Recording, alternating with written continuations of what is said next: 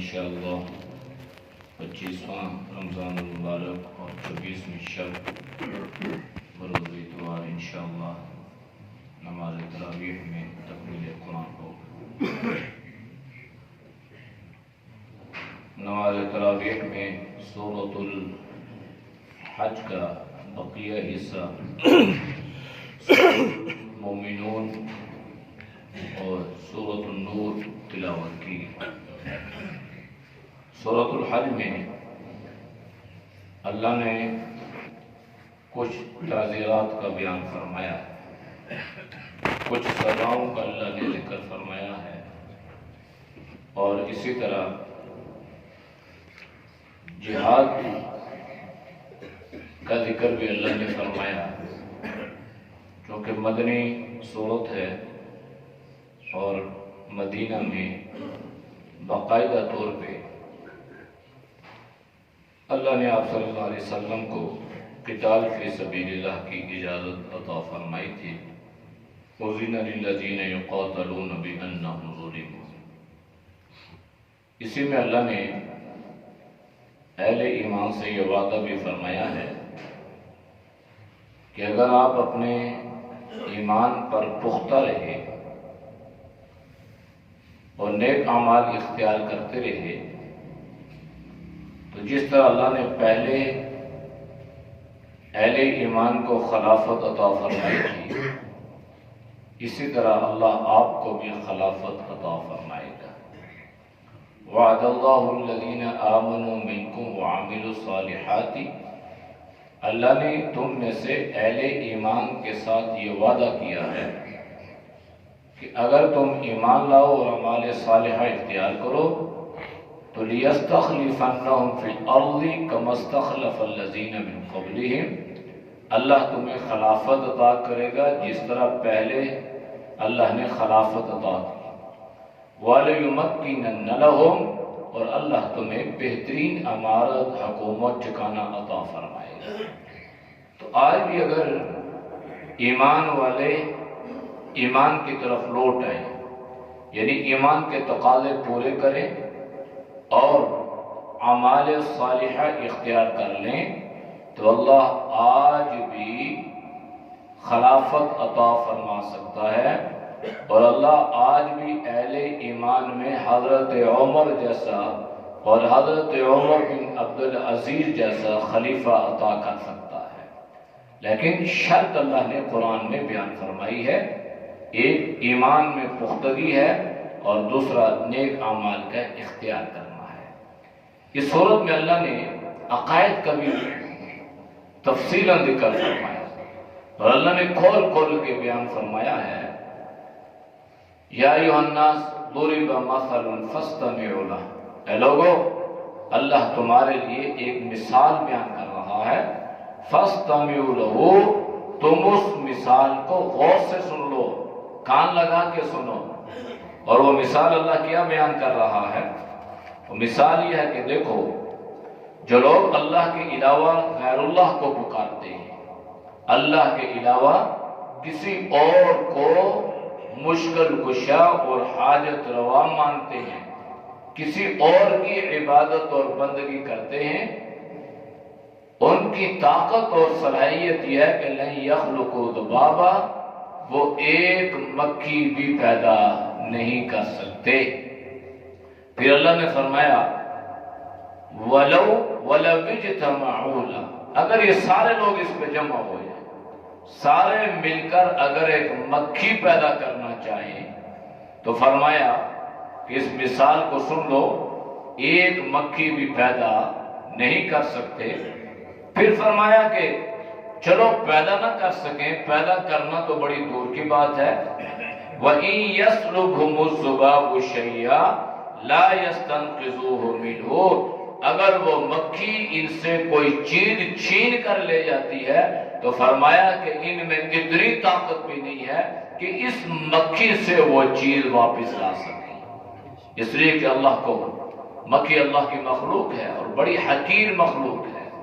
تو اللہ نے فرمایا کہ اللہ کو پکارتے ہو غیر اللہ کو، اور غیر اللہ میں اللہ نے کوئی صلاحیت، کوئی طاقت نہیں رکھی، اور غیر اللہ بھی اللہ کی مخلوق ہے، اور غیر اللہ کو اللہ ہی نے پیدا کیا ہے، لہذا ضعف الطالب والمطلوب، یہ پکارنے والا بھی ایمان کے اور عقیدے کے اعتبار سے کمزور ہے، اور جس کو پکارا جا رہا ہے وہ بھی اللہ کی مخلوق کو پیدا کرنے میں بے بس اور لاچار ہے۔ لہذا اللہ کو پکارو اور اللہ کی قدر کرو اور اللہ کی قدر کا حق ادا کرو۔ ما قدر اللہ حق قدری، آپ نے اللہ کی قدر نہیں کی، آپ نے اللہ کو نہیں پہچانا جس طرح اللہ کو پہچاننے کا حق تھا۔ اور اللہ کی قدر کیا ہے کہ اللہ اپنی ذات میں، اپنی صفات میں اکیلا ہے، اور اللہ یکتا ہے، اور اللہ پوری کائنات کو بنانے والا ہے، اور اللہ کسی کا محتاج نہیں ہے، اور ساری کائنات اللہ کی محتاج ہے۔ یہ اللہ کی قدر ہے کہ انسان کا عقیدہ مضبوط ہو، انسان کا نظریہ مضبوط ہو کہ ساری کائنات اللہ نے پیدا کی، انبیاء اللہ نے پیدا کیے، صلحاء اللہ نے پیدا کیے، ولی اللہ نے پیدا کیے، اور ان کو ولایت بھی اللہ نے عطا فرمائی۔ کوئی اپنی مرضی سے ولی نہیں بن سکتا، کوئی اپنی مرضی سے نبی نہیں بن سکتا، کوئی اپنی مرضی سے رسول نہیں بن سکتا، کوئی اپنی مرضی سے انسان نہیں بن سکتا، کوئی حیوان نہیں بن سکتا، سب بنانے والا اللہ ہے۔ اللہ نے جس کو چاہا نبوت کے لیے چن لیا، اللہ نے جس کو چاہا اپنی ولایت کے لیے چن لیا، اللہ نے جسے چاہا انسان بنا دیا، اللہ نے جسے چاہا حیوان بنا دیا۔ لہذا اللہ کی قدر ہے، اور ان اللہ لقوی عزیز، اللہ جو ہے یہ زور آور، طاقت والا، غالب ہے، اور کائنات جو ہے اللہ کے سامنے بے بس، لاچار اور مجبور ہے۔ لہذا کرنا کیا ہے؟ فرمائے ایمان والو، تم رکوع سجود کرو، اللہ کی عبادت کرو، اللہ کی بندگی کرو، رمضان اور غیر رمضان میں جھک جاؤ اللہ کے سامنے، عاجزی اور انکساری اور تواضع اللہ کے سامنے اختیار کرو، اکڑو نہیں اللہ کے سامنے بلکہ جھک جاؤ۔ رکوع کا معنی جھکنا ہے، اور یہ جھکنا نماز میں بھی ہے اور غیر رمضان میں اور غیر نماز میں بھی ہے، کہ اللہ کے سامنے عاجزی اختیار کرو، اللہ کے سامنے بڑائی مت کرو، تکبر مت کرو، اطراء مت، اپنے آپ کو بڑا مت سمجھو، اللہ کی مخلوق کو حقیر مت سمجھو، اس لیے کہ انسان کی حیثیت ہی کچھ نہیں ہے۔ انسان کیوں اکڑے اللہ کے سامنے؟ المتکبر جو ہے یہ اللہ کی صفت ہے، اس لیے کہ اللہ کو زوال نہیں ہے اور انسان کو زوال ہے۔ کبھی انسان بڑا طاقتور تھا، بڑی اس کی ہڈیوں میں جان تھی، بڑا طاقتور تھا، پھر انسان پہ یہ دور آیا کہ اب یہ انسان ایک معمولی سی چیز پکڑنے سے بھی قاصر ہے۔ اللہ نے اس کے ہاتھوں میں، اس کے پاؤں میں، اس کے جسم میں اللہ نے کپ کپی طاری کر دی، اس میں ضعف آ گیا، اس میں بڑھاپا آ گیا۔ لہذا جس پہ بڑھاپا آئے، جس پر ضعف آئے، جس میں کمزوریاں پیدا ہو جائیں، اس کے ساتھ تکبر کی صفت ججتی گئی ہے، اور یہ اللہ کے ساتھ ججتی ہے، اس لیے کہ اللہ کو زوال نہیں ہے، اللہ کو عروج ہے اور انسان کو زوال ہے۔ عاجزی انکساری اختیار کرنا، اپنی نظروں میں دوسروں کو اپنے سے بہتر سمجھنا، اور اپنی نظروں میں اپنے آپ کو دوسروں سے حقیر سمجھنا، یہ ہے تواضع، کہ میں کچھ نہیں ہوں، سب کچھ اللہ ہے، وہ مجھ سے بہتر ہے، میں اپنی نظر میں کچھ نہیں ہوں۔ تو ہم کیا ہے؟ ہم یہ کہ میں سب کچھ ہوں، باقی کچھ نہیں ہے، جو ہے میں ہوں، باقی کسی کی کوئی حیثیت نہیں ہے، ہمارا نظریہ یہی ہے۔ تو یہ تکبر ہے۔ من تواضع للہ رفعہ اللہ ومن تکبر وضعہ اللہ، جو عاجزی اختیار کرے گا اللہ اس کو لوگوں کی نظروں میں بلند فرمائے گا، عزت عطا فرمائے گا، اور جو تکبر کرے گا اللہ لوگوں کی نظروں میں اس کو گرا دے گا۔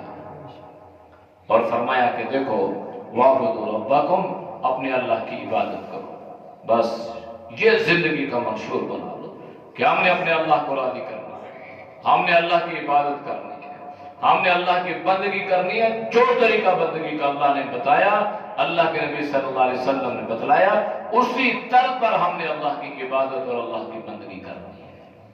اور وفعلوا الخیر، تم نے نیک کام کرنے ہیں، اچھائی کے کام کرنے ہیں، مخلوق خدا کی خدمت کرنی ہے۔ جس قدر انسان کو اچھائی کا کام میسر آئے وہ اس کو کرنے کی کوشش کرے۔ بعض نے کہا وفعلوا الخیر، یہ سوشل کام ہے کہ لوگوں کے لیے اچھے کام کرو، اور سوشل کاموں میں تمام کام ہیں، مسجد بناؤ، مدرسہ بناؤ، سکول بناؤ، اسپتال بناؤ، ڈسپنسریاں بناؤ، راستے بناؤ، کنواں، پانی کا انتظام کرو، یہ سارے جس سے اللہ کی مخلوق کو فائدہ ہو۔ وفعلوا الخیر، نیک کام کرو گے تو لعلکم تفلحون، پھر اللہ نے فرمایا کہ تم کامیاب ہو جاؤ گے۔ سورۃ المومنون کے آغاز میں اللہ نے ایمان والوں کی کچھ صفات بیان فرمائی ہے۔ قد افلح المؤمنون، بے شک اہل ایمان کامیاب ہوں گے نہیں بلکہ ماضی کا صیغہ فرمایا ہوگے۔ جو ان صفات پر عمل کرے گا اور ان صفات کو اپنائے گا، فرمایا وہ کامیاب ہو گیا۔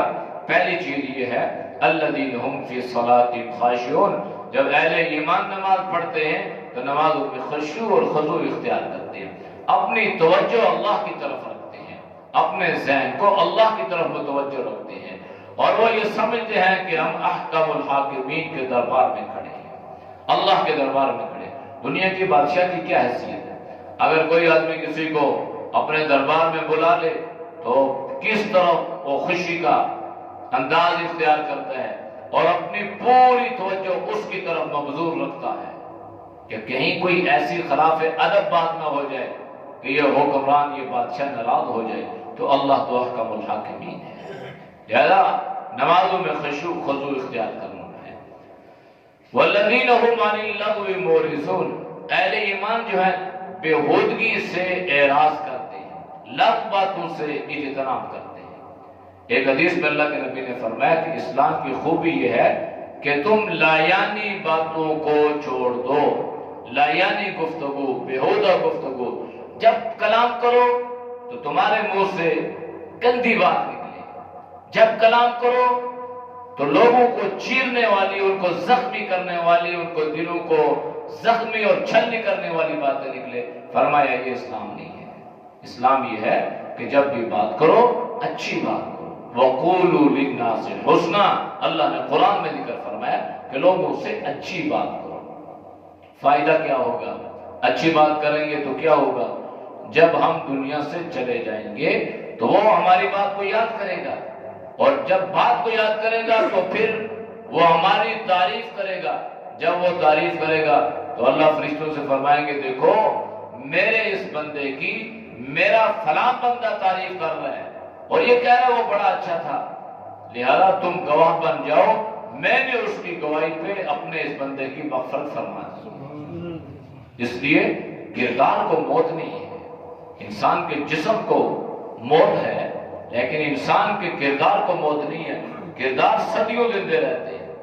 صحابہ کب گزرے، انبیاء کب گزرے، تابعین، محدثین، فقہاء اور ہمارے اکابرین اور بزرگ وہ کب، لیکن آج بھی ہم ان کا نام فخر سے لیتے ہیں اور ان کی باتوں کو فالو کرتے ہیں اور ان کے نقش قدم پہ چلنا یہ اس کو سعادت سمجھتے ہیں، اس لیے کہ ان کا کردار ہمارے سامنے ہے۔ تو بےہودگی سے اعراض کرنا یہ اہل ایمان کا شیوا ہے، اور بےہودگی اپنانا یہ اہل ایمان کا شیوا نہیں ہے۔ گندی باتیں کرنا، تنقید کرنا، گالی گلوچ پہ اتر آنا اور طنز کرنا اور طعن و تشریح کرنا، یہ تو ہماری ہم روزمرہ کی باتیں بن چکی ہیں۔ ہر ایک پہ تنقید ہو رہی ہے، ہر ایک کی برائی بیان کی جا رہی ہے۔ والذین هم للزکاۃ فاعلون، اہل ایمان زکوٰۃ کی ادائیگی کا اہتمام کرتے ہیں۔ زکوٰۃ جو ہے یہ ارکان اسلام میں سے ہے۔ جو ارکان اسلام میں سے ایک رکن کا بھی انکار کر دے گا وہ اہل ایمان میں نہیں رہے گا، وہ اہل اسلام میں نہیں رہے گا۔ والذین هم لفروجہم حافظون، اہل ایمان اپنی عزتوں کی، اپنی شرمگاہوں کی حفاظت کرتے ہیں۔ آپ صلی اللہ علیہ وسلم نے فرمایا کہ اگر تم مجھے اس کی ضمانت دو تو میں تمہیں جنت کی ضمانت دیتا ہوں۔ پھر فرمایا کہ اہل ایمان وہ ہیں جو اپنی امانتوں کی بھی اور اپنے وعدوں کی بھی نگہبان ہیں، راعون، نگہبانی کرنے والے ہیں، ان کی حفاظت کرنے والے ہیں۔ یہ نہیں ہے کہ قسم کی اس کو توڑ دیا، وعدہ کیا اس کو توڑ دیا، امانت میں خیانت کر دی۔ امانت میں خیانت نہیں کرتے، وعدہ خلافی نہیں کرتے، قسمیں توڑتے نہیں ہیں۔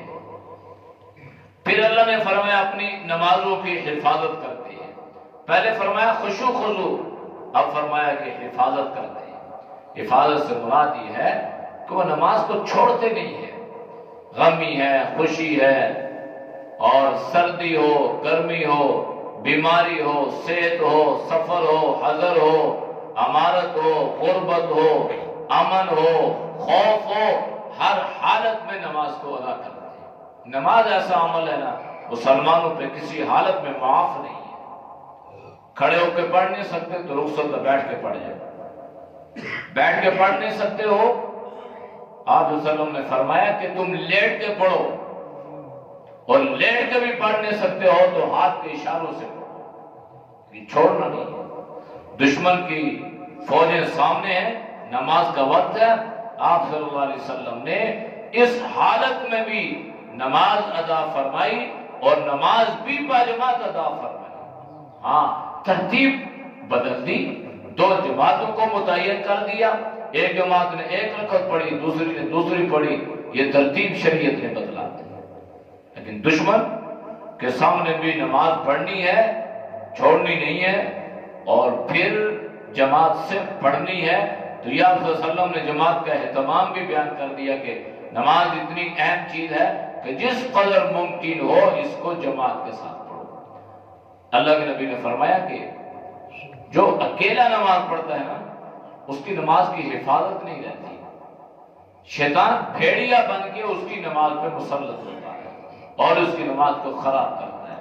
اور جماعت کے ساتھ نماز پڑھنے کا فائدہ یہ ہے کہ پوری جماعت میں اگر ایک آدمی کی نماز کو اللہ نے قبول کر لیا، اس کی برکت سے اللہ سب کی نماز کو قبول فرما لے گا۔ اس لیے جماعت کا اہتمام ضروری ہے، اور آپ صلی اللہ علیہ وسلم نے اپنے عمل سے بھی اور آپ نے اپنی بیماری میں بھی جس قدر ممکن ہوا آپ چل کر آئے، اور آپ نے مسجد میں حضرت ابو بکر صدیق رضی اللہ تعالی عنہ کی امامت میں نمازیں ادا فرمائی۔